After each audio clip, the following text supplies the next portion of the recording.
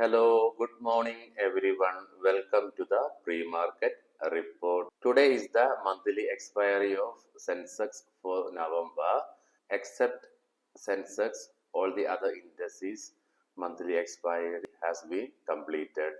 So we are going to enter into a new month section today. So today market can be trending and volatile. Yesterday's market was discouraging. It fell about 475 points on intraday basis. Yesterday, the FIIs were net sellers in Indian market and they sold for more than 11,756, while DIs brought for about 8,718 crores. On last Monday, FIIs turned to be net buyers after 38 consecutive sessions, and 25th, 26th and 27th November, 3 days they brought, and whatever they brought, they sold it on yesterday. Usually December is a lackluster month. We have to wait till the beginning of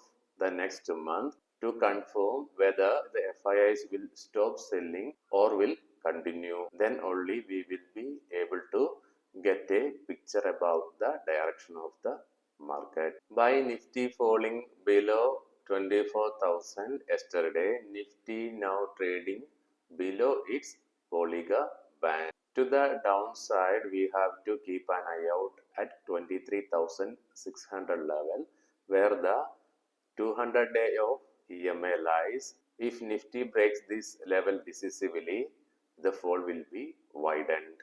To the upper side, Nifty may face hurdle at 24,000 and 24,100 levels. Coming into the global markets, Dow Jones future is now trading with slightly positive sentiments due to the Thanksgiving Day. Yesterday was trading holiday in the US. But European markets, FTSE, CSE and DAX are closed with positive sentiments. When we come into the Asian markets, Nikkei 225 now trading down about more than 6.4% and Hospi is down about more than 1%.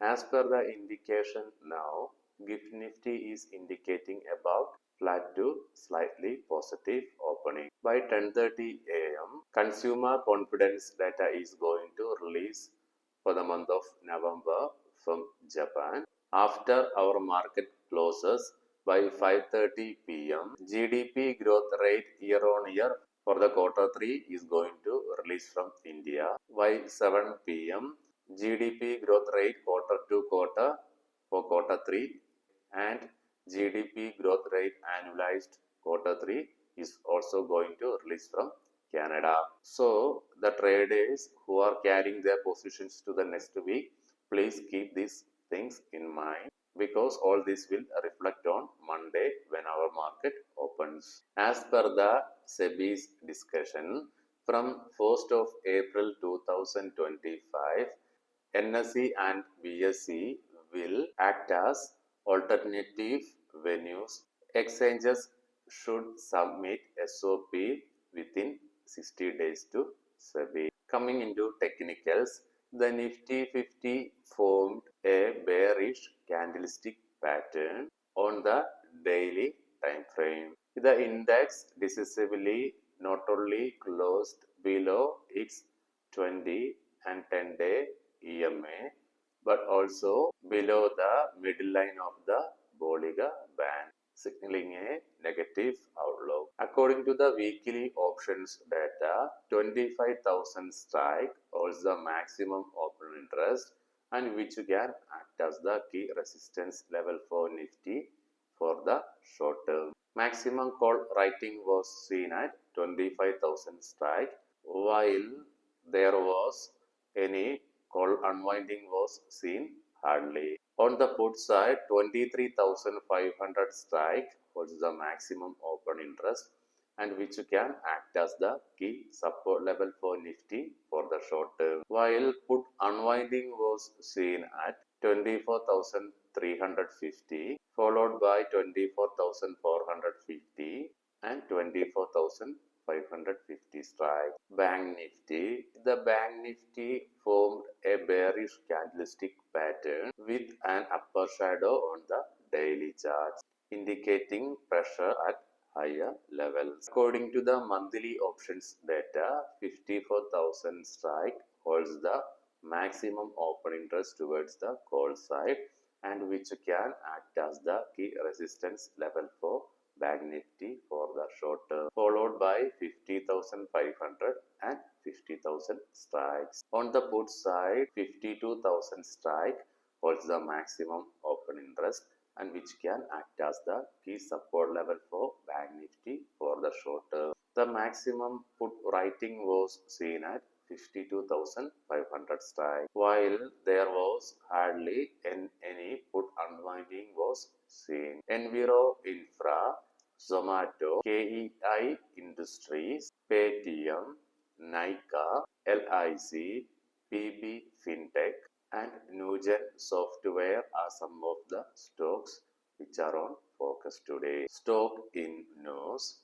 Newgen Software Technologies company received a new order from the Reserve Bank of India.